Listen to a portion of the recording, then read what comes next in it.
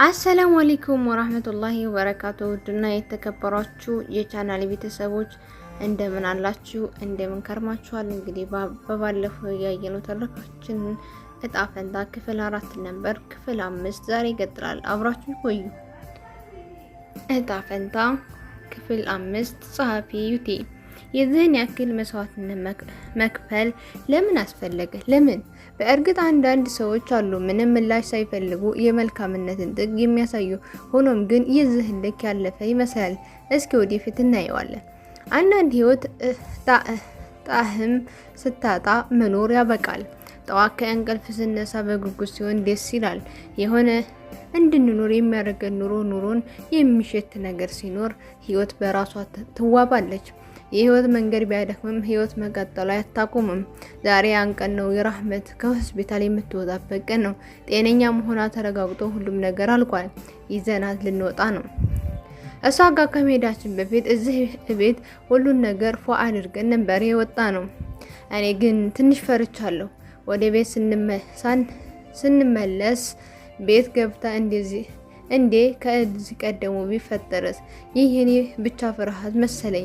ዶክተሩን መቶ ወረቀቱን ስራ ስለጨረሰ ይዘናት መውጣት እንደምንችል ነገረን። በጣም ደስ ብሎኛል። ወንድሜ እንደወጣች ወደ ዶክተሩ ጋር ትሄድና ሁኔታዋን ምን ላይ እንዳለ ማወቅ አለብን ሲል ሀሳብ አቀረበ። ሀሳቡ ጥሩ ቢሆንም ግን ትንሽ ከነዚህ ነገሮች እረፍት ብትወስድ ባይ ነኝ። እኔ አለ አክረም። ልክ ነው፣ ነገ በጊዜ እንወስዳታለን አልኩት እና እሺ አለኝ። ዶክተሩ አብሮ መውጣት አልቻለም። ነገ ከመሄዳችን በፊት እንደሚመጣ ነግሮን ወደ ቤት ጉዞ ጀመርን። ራህሜ ትከሻዬ ላይ ጭንቅላቷን አሳረፈችና በረጅሙ ተንፈሳ ስሙ አለችኝ። እንዲዛው እንዳለች ወይ የራህሜ ምን ፈለሽ እማቲ? ምን የሆነ ነገር እያሰብኩ ነበር። ምንድነው የኔ ውድ ልትነግሪ ትችላለሽ?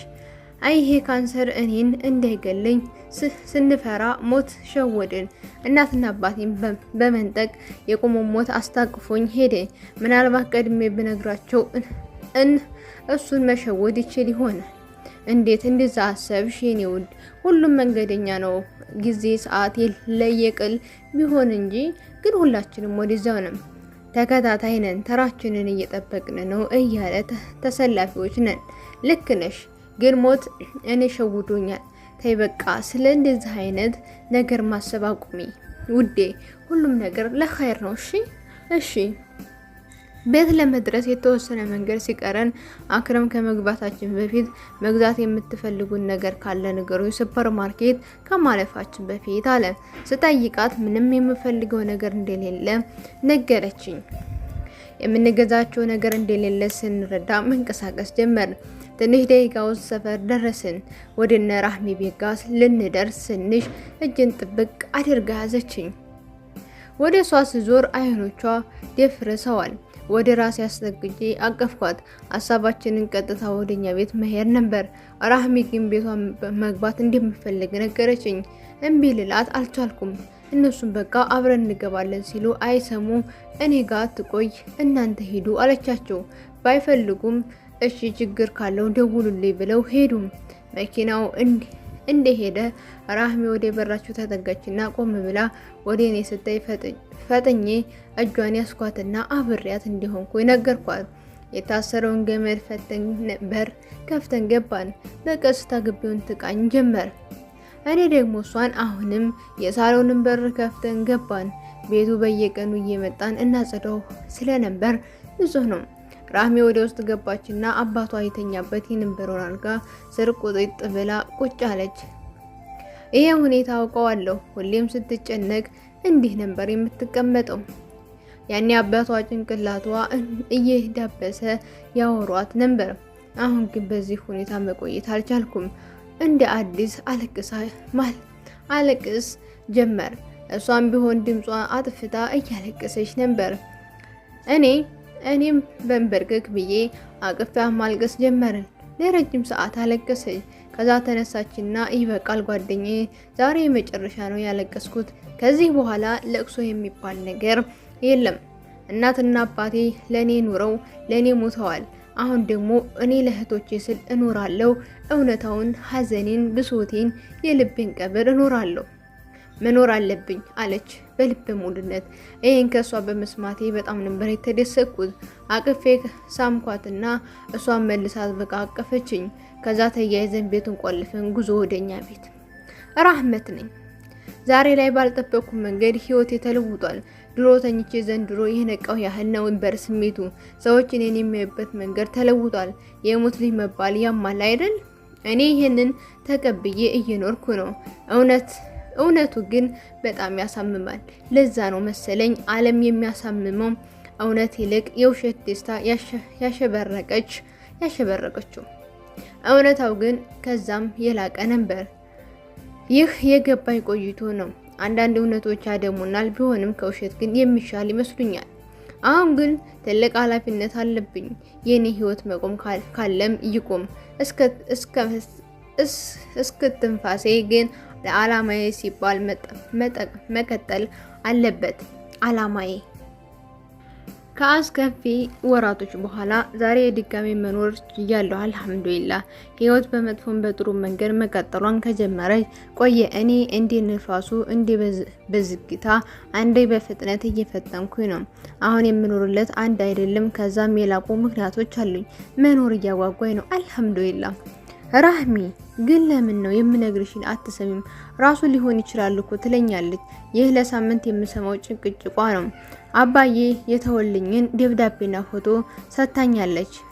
ይኸው ከዛ በኋላ ባገኘዋቸው አጋጣሚ ፎቶውን ከዶክተር ኢብራሂም ማለትም የአእምሮ ህሙማን በነበረው ጊዜ ያግዘኝ የነበረው ዶክተር ነው። በቃ ስራዋ ሁሉ ነገራቶችን ከሱ ጋራ ማመሳሰል ነው። ከዚህ ቀደም ስለ ቤተሰቡ ስጠይቀው በጣም ነበር ፊቱ የተቀያየረው። በዛ ምክንያትም ምንም ነገር ዳግም የመጠየቅ ድፍረት አላገኘሁም። ይኸው በድንገት በተነሳ ወሬ ዛሬ ምን ጠይቀው እያለች ታዝገኛለች። የሆነች ልብ አውልቅ። እንዲሁም ስንጨቃጨቅ ከስራ ተመለስን፣ ቤት ደረስን። በነገራችን ላይ አሁን የምኖረው እነሰሙ ግቢ ባለው ባለ 2 ክፍል ሰርቪስ ቤት ነው። ይህ የሆነው እዛ መኖሩ ጥሩ ስለመሰለኝ ነው። ብር ልከፍል ብል አልሰማ አሉኝ። እኔም ተጨቃጭቄ ለውጥ እንደሌለው ሲገባኝ ተውኩት። እነሱ ጋር መኖሩ ለኔም እረፍት ነው። ስራ ሳይመሽ እህቶች ምን ይሆናሉ ብዬ አልጨነቅም። በቃ ሁሉም ነገር ሰላም አለው አልሐምዱሊላህ። ግን ምንም ባረግ የኡሚንና የአባዬን ቦታ ልተካላቸው አልችልም። አንዳንዴ ከአቅም በላይ ሲናፍቁኝ የእነሱን ልብስ ታቅፌ ለረጅም ሰዓት አነባለሁ።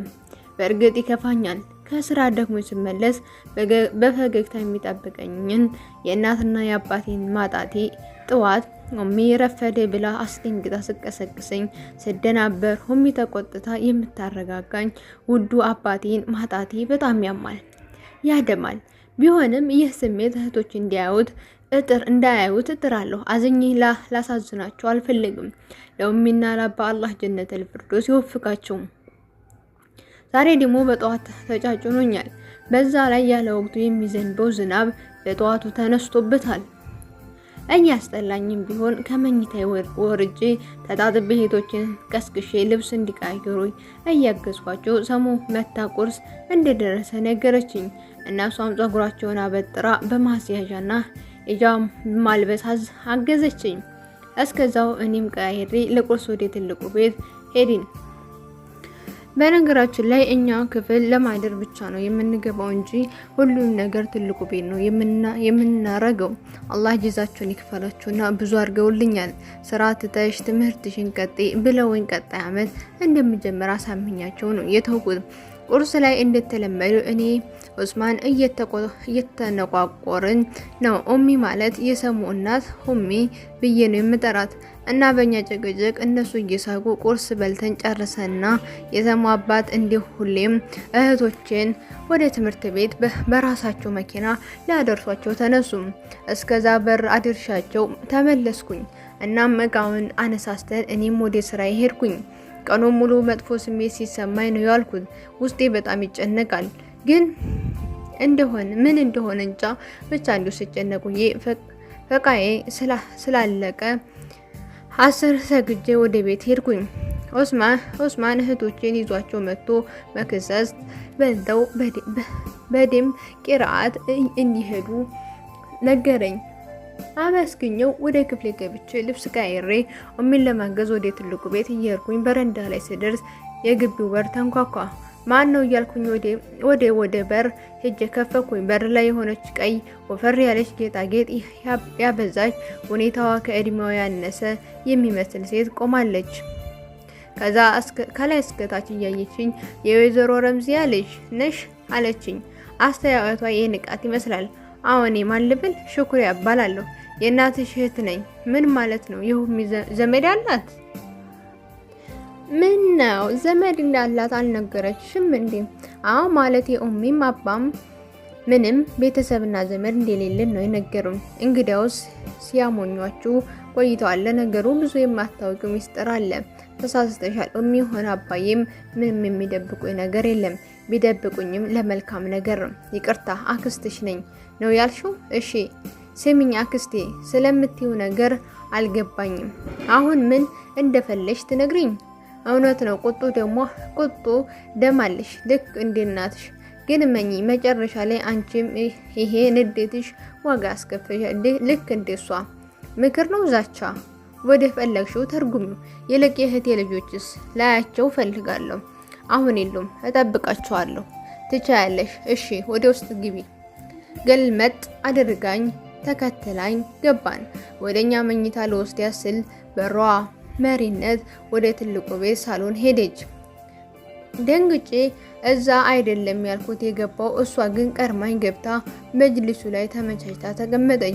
ድፍረቷ እየገረመኝ አጠገቧ ከመድረሴ ኡሚ የሰሙና ከላይ ከደረጃው እየወረዱ ወይ ራህምዬ መጣሽ እንዴ? ምን ነው በጊዜ በደህናሽ ነው? ደህና ነሽ ልጄ እያለች ወደኔ መቅረብ ጀመረች። ያኔ ፈጠን ብላ እንደምነሽ የድሮ ወዳጄ ብላ የፌዝ ፈገግ አለች። የኡሚ የምታውቀው ድምፅ እየሰማች በሚመስል መልኩ ፊቷ ላይ ግራ መጋባት ይነበባል። አጠገቤ ደርሳ ስታይ ግን ተንገዳግዳ ለመውደቅ የቀራት ነገር አልነበረም። ደንግጬ ቶሎ ደገፍ አደረኳት። ያኔ አክስት ተብዬዋ ለዚህ ቸኩለሽ ጓደኛዬ አንድ ላይ ብታደርጊን አይሻልም? ግን ምን ነው እኔን በማየትሽ የተደሰሽ አልመሰልሽኝም? ምን ነው እቀፊኝ እንጂ ብላ እጇን ዘርግታ ወደ ኡሚ መጠጋት ጀመረች። ያኔ ኡሚ ወደ ኋላ እየሸሸች ምን ፈለግሽ? ሽኩሪያ ለምን ተመለሽ? ቆይ ከዚህ ሁሉ ጊዜ በኋላ ከእናንተ ጋራ አንድ ያልጨረስኩት ሂሳብ አለኝ። ማወራረድ አለብን አይመስልሽም? ብላ በድጋሚ በረጅሙ ሳቀች። ሳቋም ላይ እንዳለችው እንግዳ ስሜት አለ። ምን ይሆን? አሁን ጊዜው አይደለም ሽኩሪያ፣ እባክሽ አታድርጊው። ታይ ሁሉም ነገር እንዴት ተረሳ ይቅር። በፍጹም የማይሆን የተረሳ ለእናንተ ነው። ሌላማ እያደር የሚያመረቅዝ ቁስል ነው። ለዛ ነገር ሁሉም ዋጋ ከፍሏል። እባክሽ እዚህ ጋር ይብቃ። አያበቃም። ይህ ገና እየጀመረ ነው። ጓደኛዬ፣ በአሁን ጊዜ የማሸንፈው እኔ ነኝ። መልካም ቆይታ ጓደኛዬ፣ ላንቺም የእህቴ ልጅ ብላ የፌዝ ፈገግ እያለች በቆምንበት ትታን ሄደች። እኔ ግራ ተጋብቼ ቆሜያለሁ። ድንገት ኡሚ ዘፍ ብላ መሬት ላይ ወደቀች እና አይሆንም፣ በድጋሚ መሆን የለበትም፣ እንደዚህ ላይ ማብቃት የለበትም፣ ማንም መጎዳት የለበትም እያለች ማውራት ጀመረች። እኔ ደንግጫለሁ። ኡሚ እያልኩ እጠራት ጀመር። ከሱራ ሁኜ ቀና ብላ አየችኝና አይኖችን በጥልቀት እያየ ጥያቄ ትጠይቀኝ ጀመር። የአሁኗ ሴት ከዚህ ቀደም አይተሻት ታውቂያለሽ? አይ ሳያት የመጀመሪያ ቀኔ ነው። እሺ አሁን ስታገኛት ያለችሽን ነገር አለ? የለም ኡሚ እያስጨነቅሽኝ ነው። ምንድን ነው? ቆይ በድጋሜ እንዳታገኛት በፍጹም ተመልሳ ከመጣች አትክፈችላት እና የሰማሽው ነገር እርሹም። ግን የሚባል ነገር የለም። ያልኩሽን ታደርጋለሽ። ከዛሬ ጀምሮ ወደ ስራ መሄድ ታቆሚያለሽ። ልጆቹንም ኦስሚ አድርሶ ይመልሳቸዋል። ምንም ጭቅጭቅ አልፈልግም። ለመጨረሻ ጊዜ የምናገረው ብላኝ ትታኝ ሄደች። እንዴ ስትሆን አይቻት አላውቅም። አይኗ ላይ ያለው ቁጣ ያስፈራል። ግራ እየተጋባው ከትልቁ ቤት ወጣሁና ወደኛ ሰርቪስ ቤት ሄድኩኝ። ክፍል ውስጥ ብቻዬን በሀሳብ መብሰልሰል ጀመርኩኝ። ኡሚ እህት እንዳላት ለምን ደበቀችኝ? ለምንስ ነው ከሰሙ እናት ጋራ በዛ መልኩ ያወሩት? ለነገሩስ ምንድን ነው? እንዲህ መልስ የሌለው ጥያቄ ራሴን እየጠየኩኝ ድንገት ስልኬ የቴክስት ድምፅ አሰማ። አንስቼ ሳየው አዲስ የማላውቀው ቁጥር ነው። እንዲህ የሚል መልእክት ተልኳል። ስለ ቤተሰቦች የተደበቀው ሚስጥር ማወቅ ከፈለግሽ በምልክልሽ አድራሻ ነኝ ይላል እና ከስር ቦታ ስም ተጠቅሷል። ግራ ተጋብቼ እያየሁ በሩ ተበርግዶ ተከፈተ። በዛው ቅጽበት ሆሜ ኢንሻአላህ ክፍል 6 ይቀጥላል። ውድና የተከበራችሁ የቻናሌ ቤተሰቦች እንግዲህ ከክፍል 1 እስከ ክፍል 5 እንግዲህ እንደተከታተላችሁኝ ይመስላል ታሪኩ። እስኪ ታሪኩን አንብበን ወይም አዳምጠን ከተረዳነው ነገር ሀሳብ አስተያየታችሁን ከእናንተ ፈልጋለሁ ማለት ነው። ሲቀጥል ደግሞ ማስታወቂያ ሲመጣባችሁ ለምንድነው ስኪፕ ብላችሁ የምታልፉት ማለት ነው? ምክንያቱም እዚህ ጋር አንድ ሰው ቪዲዮ ሰርቶ ምን ልስራ ብሎ ተጨንቆ ሰርቶ ስታሳልፉት ያ ሰው ካልተጠቀመ ምንድነው ጥቅሙ? ቪዲዮ መስራቱ ስልኩን ማቃጠሉ ምንድነው ጥቅሙ ማለት ነው? እናንተም ስልካችሁን መቃጠሉ ስለማይቀር ያ ሰው እንዲጠቀም ብታደርጉት ሞር የተሻለ ይመስለኛል። የራሴ አስተያየት ነው ማለት ነውና ብዙ ጊዜ አያለሁኝ ማለት ነው 70% የተዘለለ ነው አልታየም። ሙምኪን የማይታየው ሰው ቪዲዮ የሚያው ሙምኪን 10-15% ሰዎች ብቻ ናቸው ማስታወቂያ ሳያልፉ የሚተውት ማለት ነው። ሌላው ደግሞ እንደዚሁ 15% እንደዛ ቪዲዮ እንትን ነው ጀምረው አይጨርሱትም አብዛኛውን ጊዜ ማለት ነው። ዩቲዩብ ስቱዲዮ ላይ ብታዩት እንደዛ ነው የሚያሳየው። እና እጅ ያለው ነገር ይሄ ይመስላል። ኢንሻአላህ ደግሞ እንግዲህ አገራችን ገብተን ጥሩ ነገር የምሰራበት ያድርግ ማለት ነውና ብዙ ወደፊት ያችሁ የሚመጣው ስራዎች አሉ። ያው እንግዲህ እስከዛው ድረስ እንደዚህ በትረካዎቹ እቀጥላለሁ ማለት ነው ኢንሻአላህ። አገር ላይ ደግሞ ያው ብዙ ታሪኮች ያልተነገሩ ያልተሰሩ ነገሮች አሉ። እንደዛ ለመስራት እያሰብኩ ነው ኢንሻአላህ። ሸር አድርጉልኝ ማለት ነው። አሁን ላይ በጣም እንትን ዩቲዩብ እየሞተ ነው ማለት ነው። እና ለማንኛቸውም ሸር አድርጉልኝ፣ አግዙኝ፣ ደገፍ አድርጉኝ ማለት ነው። ልጆች ደግፉኝ። አለበዛ ደክሞኛል መስራት አቅቶኛል ትላላችሁ ማለት ነው እንዴ። እኔ ዩቲዩብ ለመስራት ማለት ነው እየሞከርኩ ነው። የምር በጣም እየሞከርኩ ነው። ቢያንስ አሁን 3 አመት ሆኔ ማለት ነው። በመሀል ያቋርጬ ስለነበር ማለት ግን ራሴን ለመቀየር በዩቲዩብ እየሞከርኩ ነው። ግን ግዴታ አዝገ ማለት ነው ወጥቼ ቸግሩኛል፣ እርዱኝ፣ እንዲህ አድርጉልኝ ማለት አልፈልግም ብላችሁ እንደዚህ እኮ ብላ ነበር ብላችሁ ልታረጉት ትችላላችሁ ማለት ነው። ስለዚህ ያ ከመሆኑ በፊት ማለት ነው አግዙኝ፣ ደግፉኝ። እኔ የመዳም ቤት መሮኛል የምር ማለት ነው። መዳም ቤት መስራት ማለት ነው በጣም ነው ያስጠላኝ። ስለዚህ ደግፉኝና ልፈምስ ላገኝ ግዴታ ከበደን ዘለቀን እሺ መምጣት የለብኝም እናንተ ሰፖርት እንድታደርጉኝ ማለት ነው። ለማንኛውም ይሄን ይመስላል ኢንሻአላህ። በክፍል እጣ ፈንታ በክፍል 6 እንገናኛለን። እንግዲህ ታሪኩ እንደምትወዱት መጨረሻው ምን እንደሚሆን እኔ ለራሱ በጉጉት የምጠብቀው ነገር ነው ማለት ነው። ለማንኛውም የነበረን ቆይታ ይሄን ይመስላል። እናንተ ደግሞ ላይክ ደግሞ ማለት ነው ረስቸው አንድ ነገር ላይክ አድርጉ። ላይክ መሆናችሁ ነው ላይክ የማታደርጉት ፈጣሪ ሆይ። ለማንኛውም ላይክ አድርጉኝ ማለት ነው። ላይክ አድርጉኝ። እርጉዝ ነኝ የስምንት ላይክ አምሮኝ ነው ላይክ አድርጉኝ ማለት ነው። እና ይህን ይመስላል። ለነበረ ቆይታ ከልብ አመሰግናለሁ። ወሰላሙ አለይኩም ወራህመቱላሂ ወበረካቱ። ባይ ባይ።